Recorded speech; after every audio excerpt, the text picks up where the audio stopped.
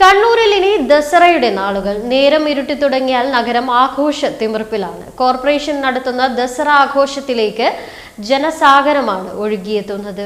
കണ്ണൂരിന്റെ സ്വന്തം ദസറ, കണ്ണൂർ ദസറയെ രണ്ടാം ദസറ എന്നാണ് അറിയപ്പെടുന്നത്. മൈസൂർ ദസറ പകർന്ന ആഘോഷ ലഹരിയാണ് കണ്ണൂരിലും.